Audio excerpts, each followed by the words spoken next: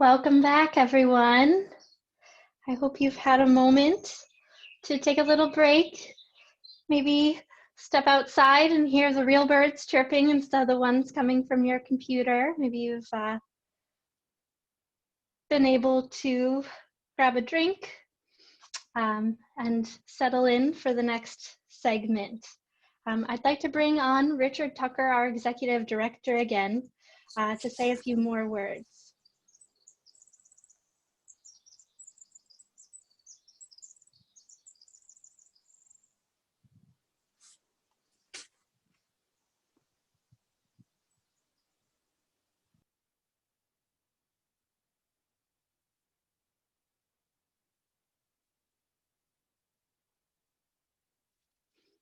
Richard, are you there?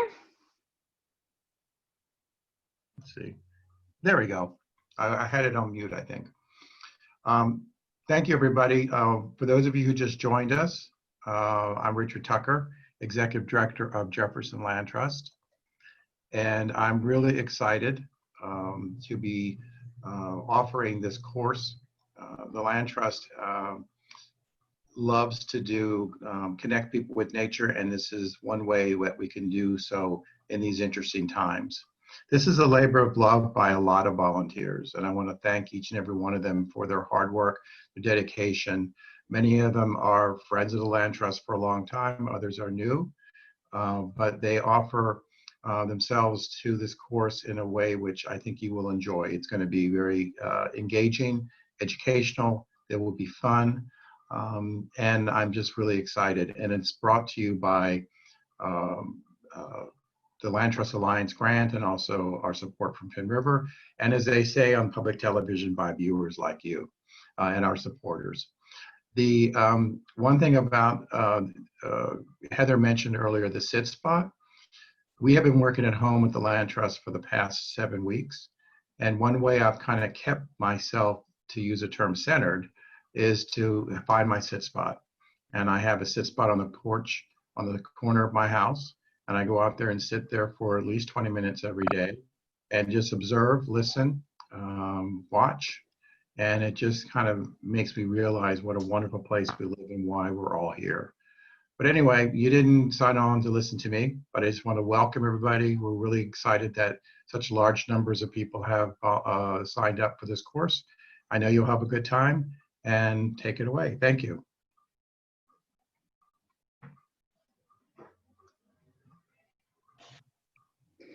Thank you. So again, for anyone who has just joined us, we appreciate you being here. And I'd like to echo Richard's mention about the volunteers. I am just so humbled to work with such generous and brilliant people that have been coming together to put this program on. The next person that will be speaking is perhaps one of the most brilliant people that I know. I will pass over to Heather Harding, who will be introducing our next speaker. So without further ado, let's Hi, everybody. Thanks, Rebecca. Hi, I'm Heather Harding, one of the creators of the Nature and Neighborhood course, and I would like to introduce you to another creator, Ken Wilson, and his background includes field ecology research and education, and he travels all over the world doing field courses from Arctic Ocean to the Galapagos, and he has a background degrees in biology, water resources, and education. And he's an all-around guy. He does a lot of work with natural history as a generalist, but his passion is for birds. And we have benefited from him in Tidelands to Timberline, the Jefferson Land Trust field course that's been going the last 8 years. Ken is one of the founders of the course, one of those peoples in the cafe making it all up. And he has been a principal instructor and guiding force for the program since then. So with no more ado, I'd like to introduce Ken Wilson. Hey folks, so you're going to see some photos. Here they come. And birds are a great possibility for starting this course because unlike so many other critters like mammals, which are nocturnal, or insects, which are tiny, or perhaps amphibians or reptiles where there aren't as many species, birds have such a huge variety of shapes, colors, behaviors, etc. I thought I'd start with black and white because even in black and white, birds are rather spectacular. Let's do the next slide.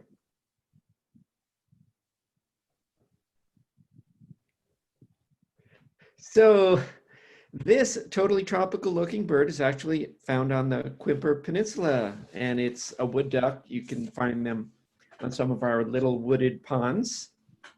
Next. So here's some numbers. There are 45 million bird watchers in the United States who spend $80 billion a year and create 700,000 jobs. Next. So we're going to start small.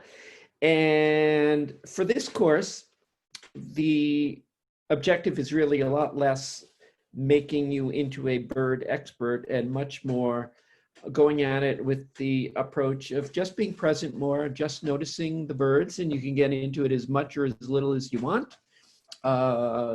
Some people take 30 or 50 years to learn to identify hundreds of birds by voice.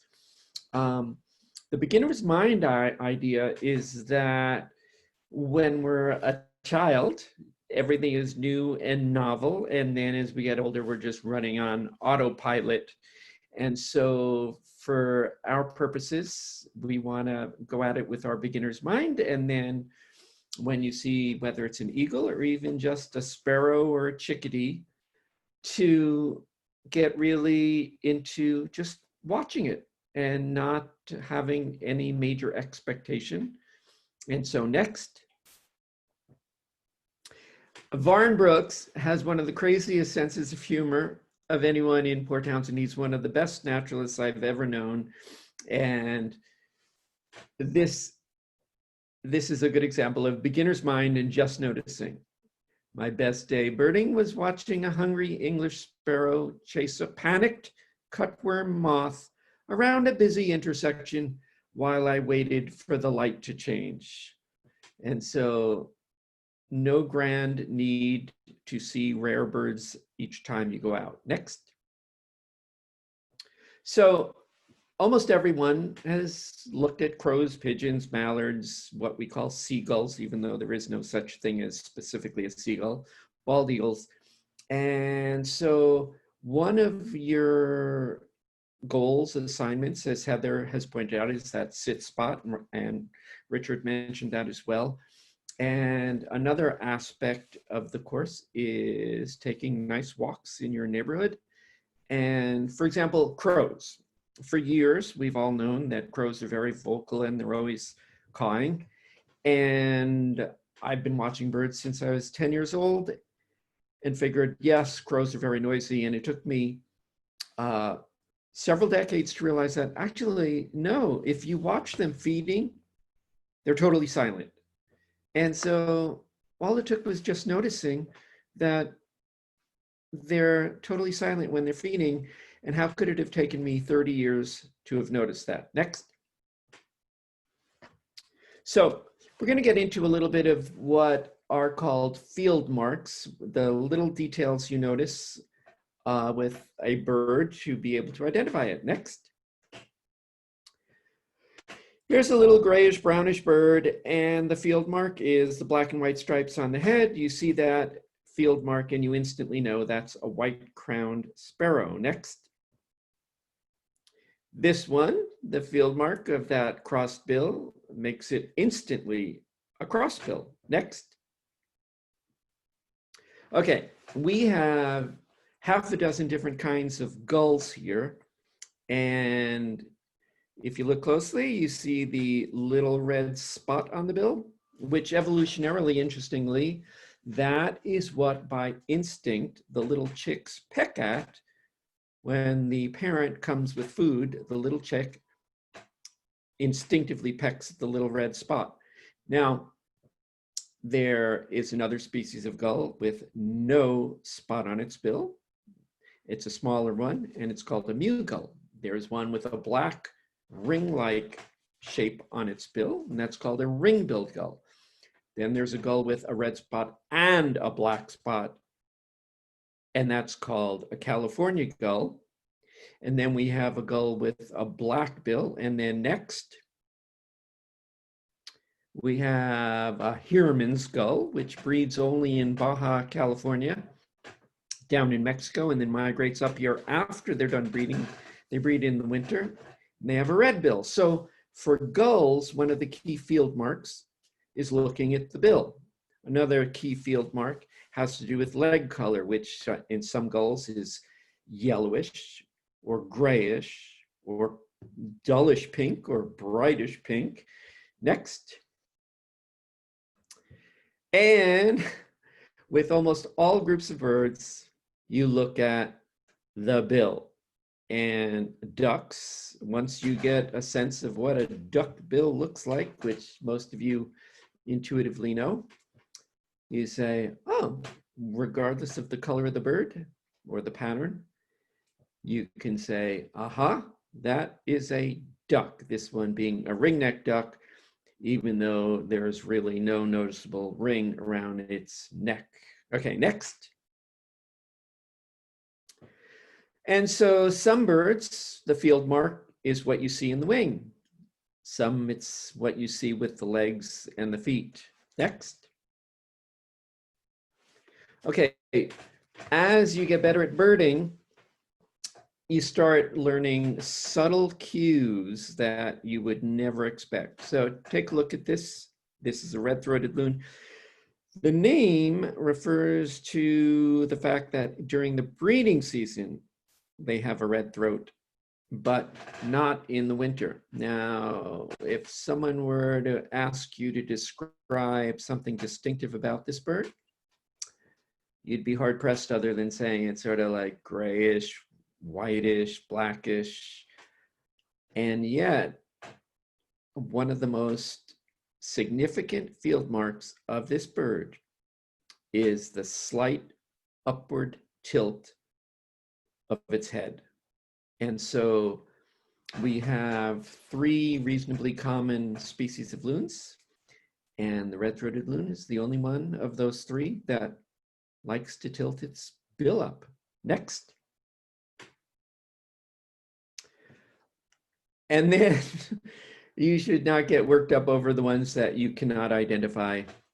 And so this one, unofficially, we shall refer to as a little brown bird. Although even in this case, there are very specific field marks, those subtle, that would tell me that this was something called a rufous winged sparrow that I photographed in Arizona. Next. Okay, so in addition to you just noticing and being content with chickadees and nuthatches and wonderful bald eagles soaring overhead, there is also the unexpected. Next. I don't know how many of you may have recognized this bird, a scrub jay, if you've traveled widely in California especially. Scrub jays mostly are abundant in California and up through Oregon, and over the past several decades their population has been spreading north, mostly getting up towards the Olympia area, and there's just a very, very few of them in Port Townsend.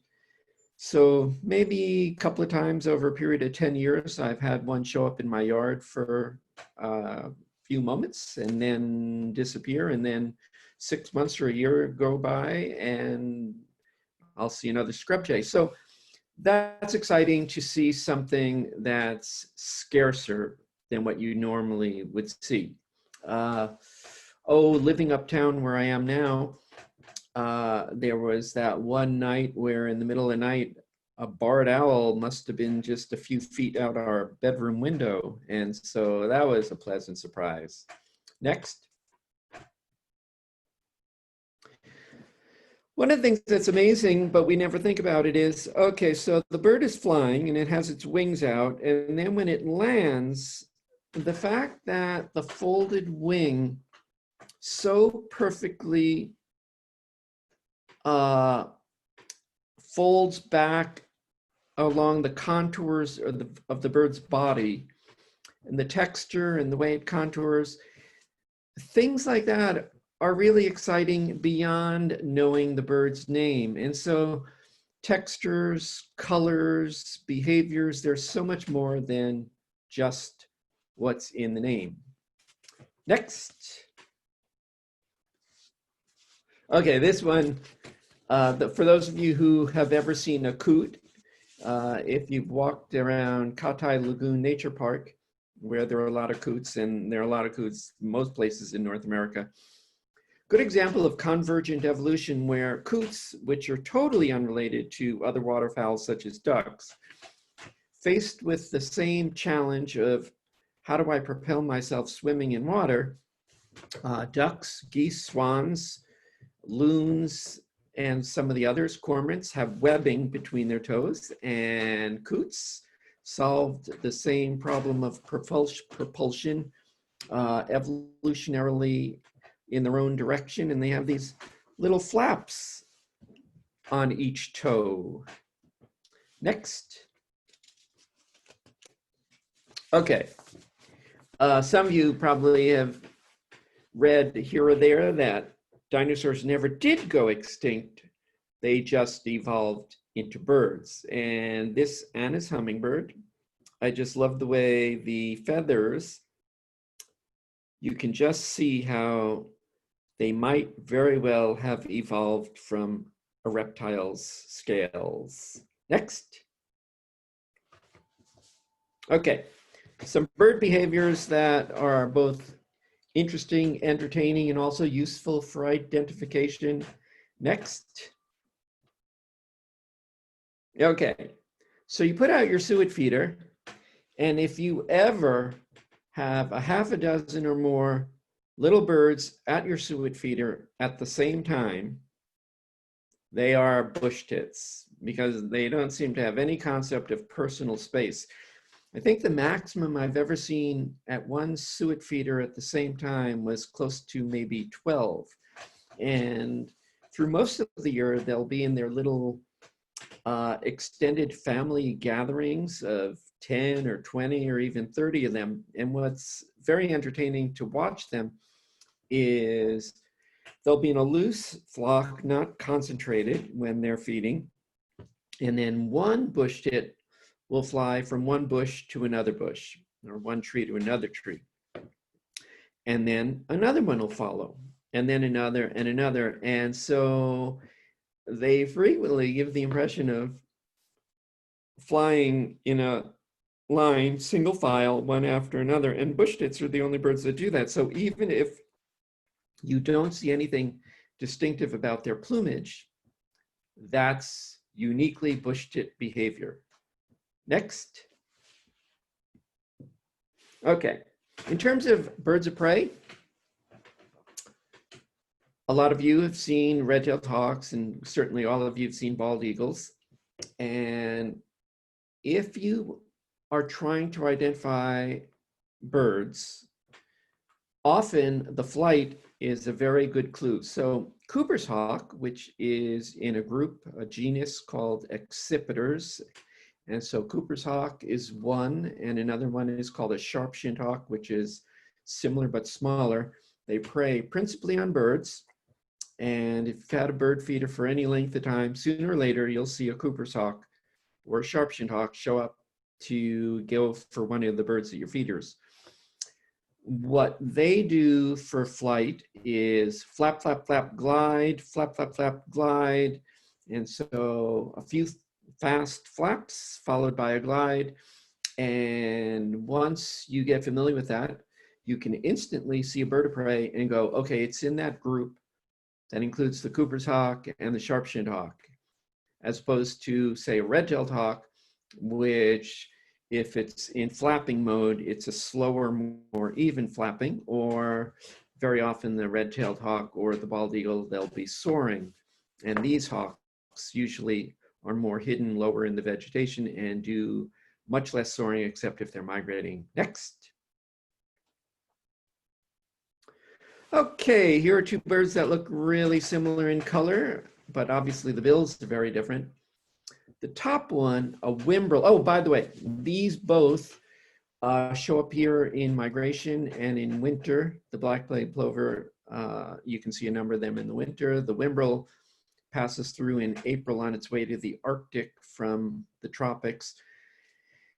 And the whimbrel is a type of sandpiper, and sandpipers have very sensitive nerve endings in the tip of their bill. And the way they find food, their invertebrate prey, is by probing in the mud or sand, and they walk slowly along probing. The black-bellied plover, which is a bird that hunts by sight, their behavior is much more like what you'd see with a robin going after earthworms on the lawn. So the black-bellied plover, they run, they stop, they peck at the sand or mud to find an invertebrate that they saw. Then they run, stop, run, stop. The sandpipers, unlike the plovers, do not do that. They just walk along slowly, probing in the sediment. Oh, and the black-bellied plover, like a lot of birds' names, they're named for their breeding plumage, and this one is in winter plumage with no black belly. Next. So when we look at plants, we may think that a beautiful plant might be more attractive to birds than a plant that's not beautiful, or we may take for granted that a plant that's native is more attractive to birds than one that is not native, such as a holly or a Himalayan blackberry. But there are exceptions to every rule. Red flowering currants are very popular with hummingbirds, but not popular, the flowers, with some other species such as warblers. The apple blossoms are pretty much ignored by the hummingbirds, but popular with some of the warblers and other species of songbirds. So you cannot know which plants ahead of time are going to be better bird habitat, but on average, the native plants are better than the non-native plants. And on average, or more than on average, when you have a great variety of landscape plants or habitat with a lot of variety of plants, both in terms of species of plants and the heights, so that you have lower shrubs and then middle-sized trees and larger trees, and especially when they're at an edge along a stream or river, or an edge along a field, that's excellent bird habitat usually. Next. And one of the best plants for attracting birds when it's flowering is the red hot poker. And at a patch of red hot pokers in my yard, I've had waxwings, tanagers, an oriole, house finch, house sparrow, black-headed grosbeak, and I might be forgetting, oh, and hummingbirds. So 6 or 7 different species of birds have shown up at my red hot pokers when they're flowering, sometimes within just a day or two. Next. And you can see the pollen on this cedar waxwing's face. Birds can sometimes be very effective pollinators. Next.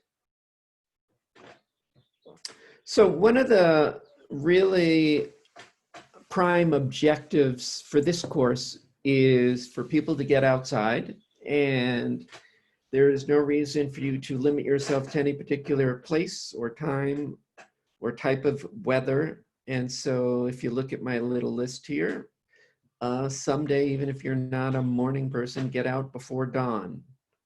Sometime take a walk on a beautiful day at dusk.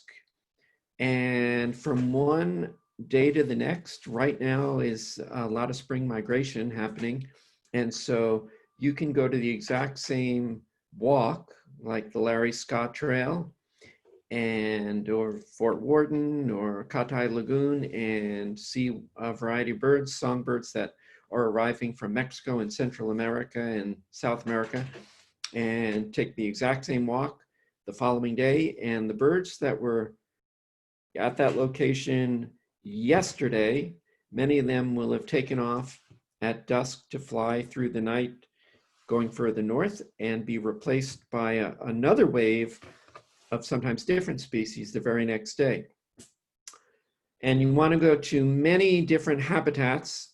Anderson Lake is an excellent place because it's got the water, and it has open fields, edges along the forest with conifers and deciduous trees. Yeah, so lots of habitats, lots of locations, all kinds of weather. You get out and you'll have new experiences that you didn't automatically expect. Next. Every season is different. People remember robins as hopping along on your lawn eating earthworms. And then in the winter, they'll be in flocks of hundreds eating holly berries or madrona berries. Next. This is an Anna's hummingbird in a winter snowstorm. Next. Not all habitat is good habitat. Next. And you get out at night, and even robins will sometimes sing way before daylight, and sometimes you'll hear an owl calling. Next. We don't have spoonbills, however. Next. You do have in your yard, your property, very likely 20 more different species of birds that you might see within a day or 2 days or a week or two, 20 or more species of birds just on your property. And if you include getting out on the Quimper Peninsula within, a few mile radius of where you live in the course of a year, you should probably be able to see 100 or more species of birds. Next. Oh dear, so much to see, so little time. Next. The important thing is to get out and enjoy yourself, as these bald eagles are doing with the cows. Varn Brooks put this together, photoshopping that nice photo. Next. And this was the tail end of the slide presentation. I hope you enjoyed it. This bird is the ringneck duck that you saw as the first slide, diving underwater, and that's the tail end. And I thank you very much. And that's it.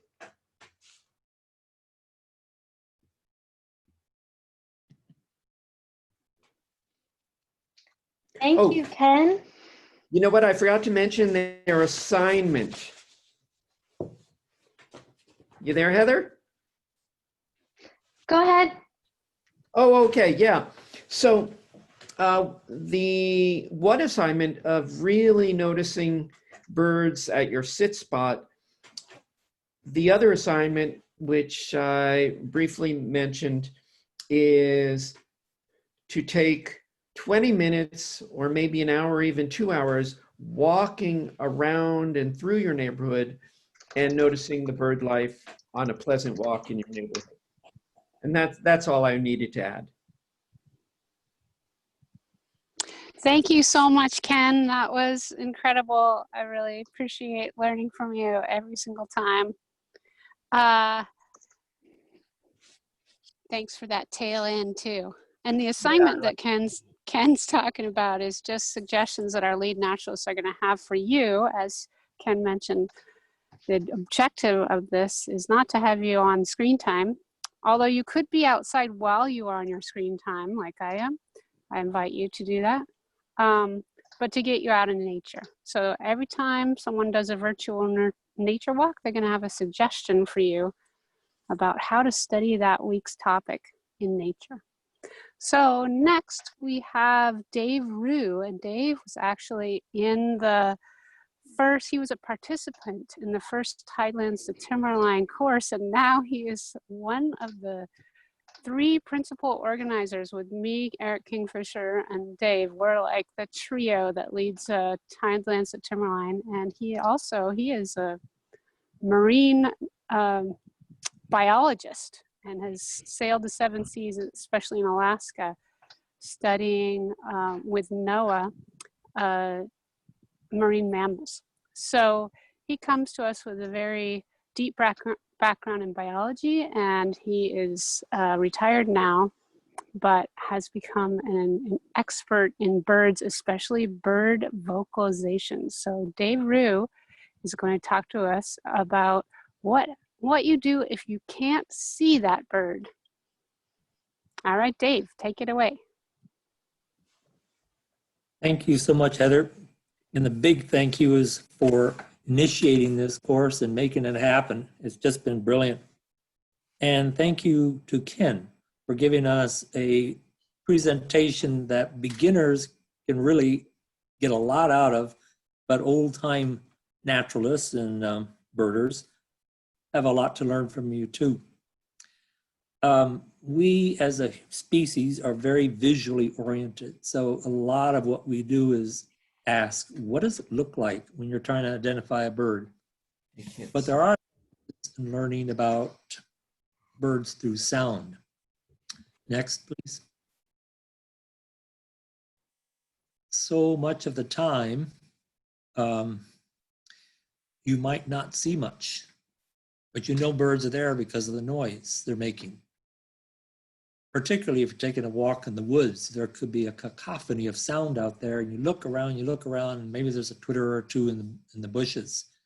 So it's very interesting to figure out who is who by their sound. And there are quite a few birds, the sparrows, the vireos, etc., that even with a fairly good view, you're not sure who you've got. But once they sing, especially the males in the spring, you know it.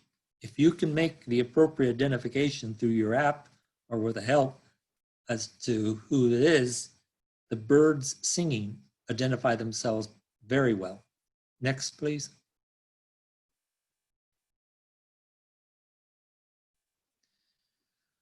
Besides just identifying who it is, listening to birds can give you an idea about behavior. One of the things I like is figuring out territorial size. So take a straight walk down a trail through the meadows, through the forests, along a shoreline, and listen to the male sing. As you go from one songster to the next, you get an idea, well, that was about an acre. Or sometimes it's several acres before you hear the next one. Of course, you need to give them time to sing, but that has become quite a tool in assessing populations. Of course, there are many more birds than just the songsters. Those are the primary males. If a male dies, then another male appears out of the woodwork, and then there are the females. So you're getting a minimum population estimate, but you're getting a good assessment on the size of their territories. Another thing you might not appreciate as you are going for your walk is there could be predators out there watching you. An owl in the tree, a weasel in the grass, but listen to the alarms. The birds know about it, and they're letting you know there's something down there or there's something up there. Next, please. So let us take just a bit of a virtual walk through the woods, down this road. And around us, we are hearing a mess of sounds, and it's just kind of hard to sort out. There are a few too many, and there are not many close, but at a distance, they're just sounds. Next, please. As we go down the road, we see this meadow, and there's a trail on it, and I just saw something move in the grass off to the left of it. Don't know what it was, but I heard something. I heard a thut, thut, So I already know who that is. Next, please. As we get closer, we see this bird running and stopping, and I'm pretty sure it's not a black-bellied plover. By behavior, they're about the same, but this doesn't look like a plover to me at all. Next, please. We get closer and we can tell now that's a male American robin. It's quiet and it's looking left, right, listening for something in the grass, and then it'll grab a bug or a worm. Next, please.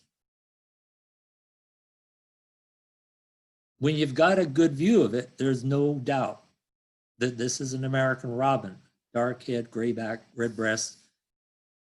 But not always do you get this close. In fact, this would take a telephoto lens to be this close. The bird get annoyed at having you make an approach and they fly off. And they do that tut, tut, tut annoyance sound. Next, please. So the advantage of identifying birds by sound, you can often pick them out. I think we all know that sound. It's in English, we call it cheerio, cheerio, cheerio. So we call it an American robin, but I think it has a British accent. And as I was describing before, calls like that. These sounds, those are annoyance calls.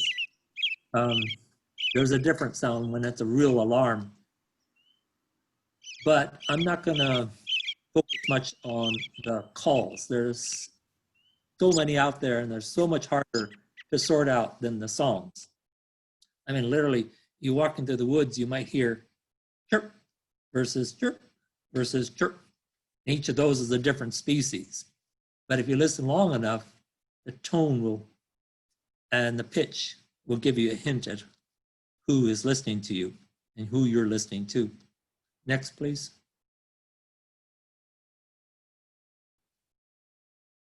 So how can you learn bird songs? If you're clueless, it would really be good to have a friend. Well, I'm sure Ken Wilson would be willing to help you with this. You can call him anytime, day or night, but maybe I should have cleared that with him first. Okay, so let's forget that and try emailing that site there, the study group site, and see if you could reach out. Some people will say, I'd love to show you birds, and others will say, help me. But as you're walking out there with a friend, they can give you guidance as to which bird you're listening to. There is a sleuth, there is an app called Song Sleuth. And if you've got a good enough recording and submit it, it'll, out of hundreds of options, it could narrow it down to 3.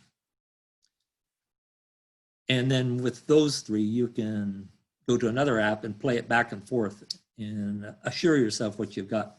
Next, please.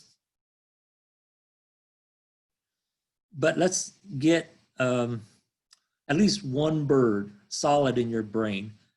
Get to know the robin very well, and then others can be compared to it, like the robin, compared to da-da-da-da-da-da-da-da. I'll talk about the da-da-dats in a bit. Next, please. So you really need to know the robin well to compare it to some other birds that are very similar to robin. You hear that? That's robin-like, but it's actually a black-headed grosbeak.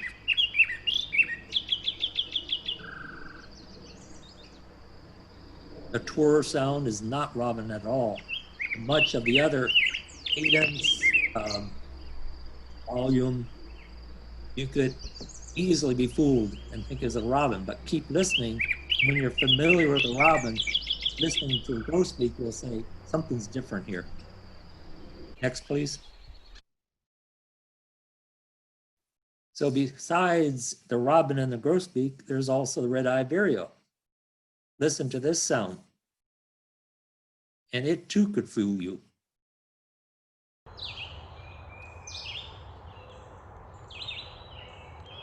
you take any one phrase, it's so robin-like, but they're all a series of short phrases, somewhat softer. Pitch may be about the same. So sorry to say, but there is confusion out there. Next, please. Now let's listen to something that's not robin-like at all. Next, please. How about dark-eyed juncos? They have a musical trail which is quite a bit like a sewing machine. If you've been out and around here much, you should be hearing these. Could we play the sound?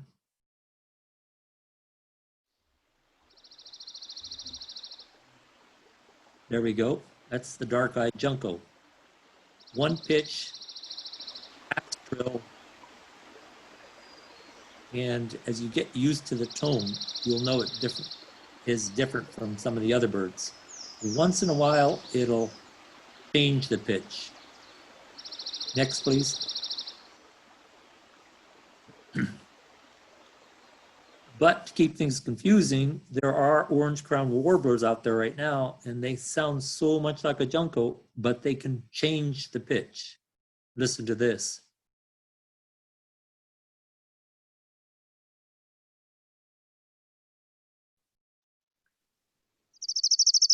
That was, here we go.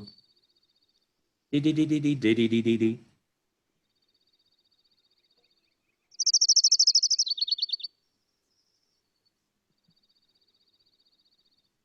Can we have the next, please?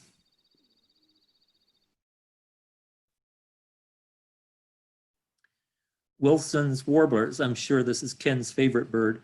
They also have a staccato trill. But if you hadn't heard the other two just now, you might find them confusing. But together, with these bird songs close together, you know this is very different. If you can see the bird, great. But it doesn't take too long. You begin to recognize them. And even with fall and winter behind you next spring, you'll hear something like that and you say, I remember you, but oh, yes, now I remember your name. You're a Wilson's warbird. Next, please. Part of the staccato bunch, we have spotted towhees. And towhees sing their name, although it's more like to-ee. And out here, it's pretty much just ee. And you hear that. And there was a twee. Twee. They're more of the inquisitive sound, like, what's up? The next, please.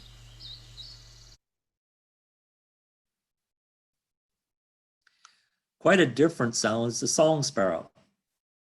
Most typically all the way across the country, song sparrows start with 2, 3, or 4 short clear notes, and then they go into buzzy to-wee.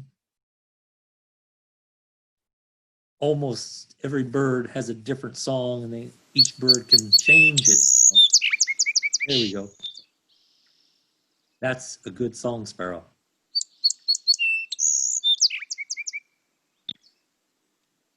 And they're common enough, I'm sure you're going to run across them. Next, please. Fairly similar to the song sparrow is the Bewick's wren. As you're listening to these side by side, you can tell the difference.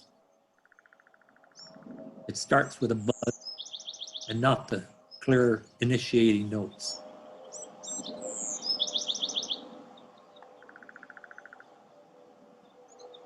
Next, please.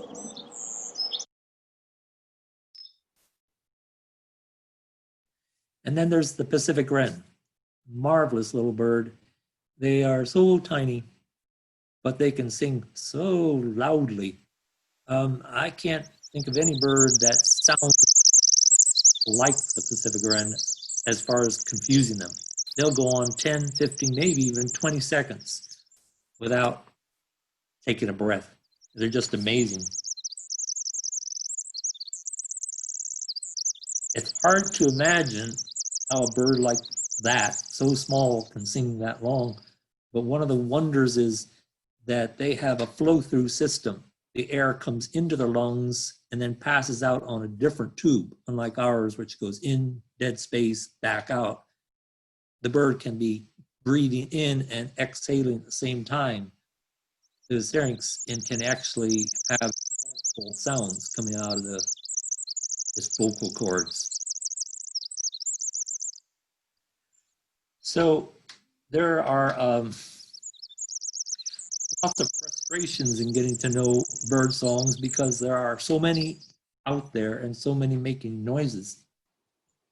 But as you've seen or heard, there are sometimes better ways to identify a species by its song than actually by singing it. One of the things I like to do when learning birds is try to put their song into English to some degree. For instance, white-crowned sparrows, or something like, "See me, pretty, pretty birdie." When I got to saying that to myself, I found it was easier to remember them. Or how about a barred owl? Goes, who cooks for you? Who cooks for you? They can ask that question over and over, and I have not yet heard an answer.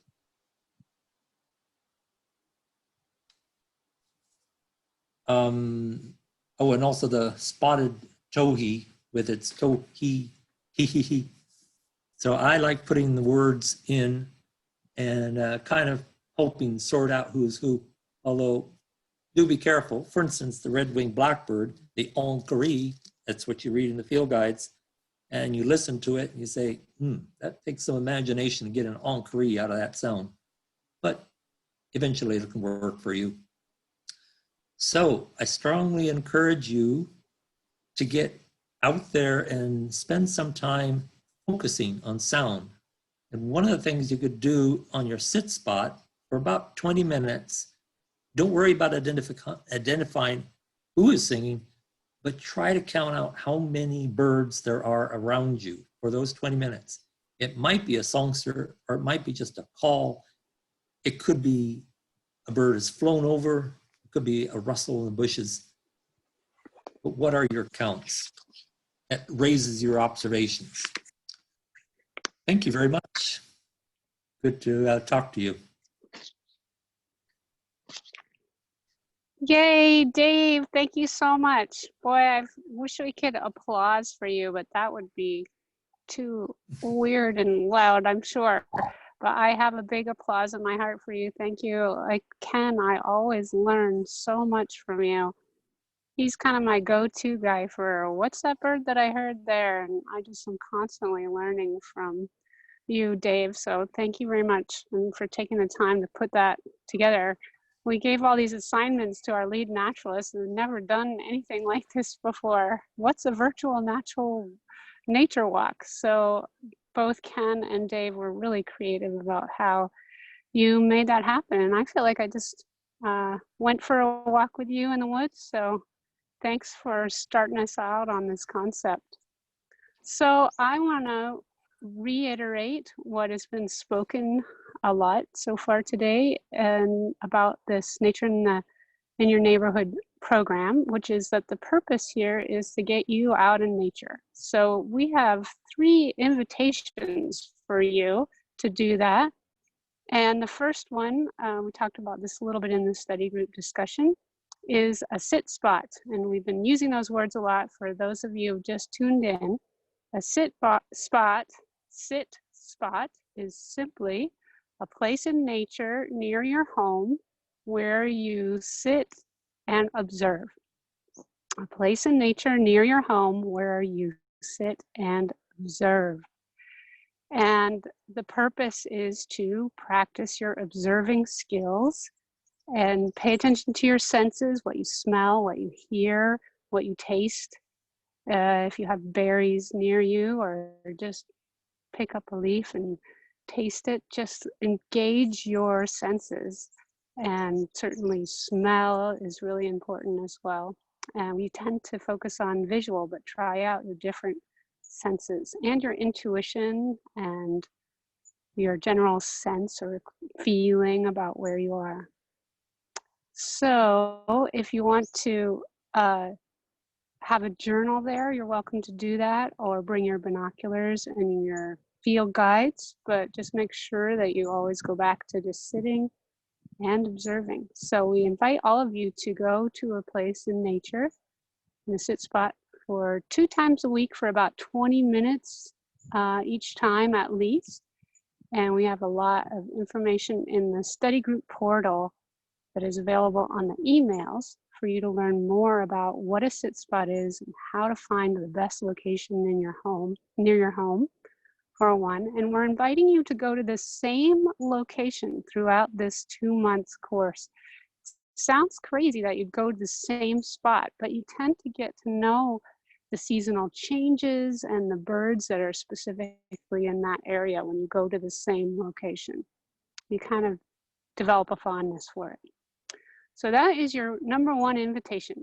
Develop a sit spot practice through this May and June, and go there twice a week and for about 20 minutes each. The second invitation is to follow Ken Wilson's invitation to take a walk in your area, and just for 20 minutes or longer, and just notice bird life, anything. And he's particularly invites you to think about birds in a way that you haven't in the past, like observe things maybe a little bit more deeply, or just look for them. Just stay tuned to birds over this next week. And Dave had a specific invitation that in your sit spot, you count as many individuals as you hear. So that doesn't mean you know what they are. It just means, there's a bird over there. It's making a noise, and there's one over there. So in 20 minutes, just make a little tick marks. How many birds do you hear? And next week on our study group discussion, Friday at 3 o'clock, you can tell us what you found. So those are our 3 invitations. And if you want to go for a deeper dive, we have a set of activities for you in our study group portal. And you can access that portal through the emails that are being sent out to you either last night or tomorrow. We're going to update the portal with activities about birds. And birds is a unique topic because even though we're just covering it this week, we are inviting you to study birds in the study group portal for the entire course. So for 2 months, we're inviting you to get to know choose one bird species and get to know it over the whole 2 months. So learn more. We have lots of different activities for you to explore these subjects deeper. And we have several ways for you to ask for assistance in your study. Because we don't get to meet in person, we're providing volunteers, and the lead naturalists are going to be available through study group help at saveland.org. So just email us there with your questions. And also we have a Facebook page, which is Nature in Your Neighborhood with Jefferson Land Trust, and that link will also be provided to you. And you can, if you're really excited, you discovered something and you took some pictures, then just post them on the Facebook page. You can also ask questions there and get our team of naturalists to answer them. So don't feel like you're alone. This is a community venture, and we're in it together, and we have ways for you to reach out. I want to mention that we have an opportunity on Wednesday in our next Zoom meeting. We have Extending Your Reach presentation with Ken Wilson, another opportunity to learn from him. And he is going to be talking more about observation, and it's called Observing as a Naturalist. And I've seen his slideshow of photos from all over the world on his adventures, sharing perspectives of observation. And they're gorgeous, really beautiful, different ways of observing nature. And he will also be sharing key tips on how to use binoculars and other observation skills. So this is going to be an how-to in observation and a must-see. I've learned a lot from him, even about binoculars, which I've used my whole career. There were things that I learned about binoculars I never knew when Ken started teaching the specifics. So please don't miss that. And if you can't make it on Wednesday at 3 o'clock in Zoom, you can always see it in a recorded video that we'll have next. All right, I'm going to hand it off to Rebecca. Thank you, everybody, for joining us today, and I look forward to the next couple of months with you. Rebecca. Thank you, Heather. And a big, big thank you to Dave and Ken. I am blown away by the material that we covered today. It really does feel like we were out on a walk together. And I do hope that someday we all can get out on a walk together as well. But in the meantime, this has really been something quite special. Before we all step away from our screens, I was wondering if we could simulate a group photo. So we have one of our Land Trust staff members ready to take a screenshot of all of us in our group photo. So if you have turned off your video to watch the presentation, again, you can go down to the bottom left corner of your screen and click Start Video. It also will be in the bottom left-hand corner of your iPhone or your iPad. And so we will switch to the gallery view, and we will all maybe give just a wave, a nice wave, and Stephanie will be standing by and taking photos. She's going to have to slide many screens to be able to get us all. So we'll just wave and smile and say thank you. What a wonderful event this has been. It's good to see all your smiling faces. Thanks for being here. Yes. I don't know, maybe we could say birds or trees. How's it going, Stephanie? I can see your head, so you just give me a nod when we're ready.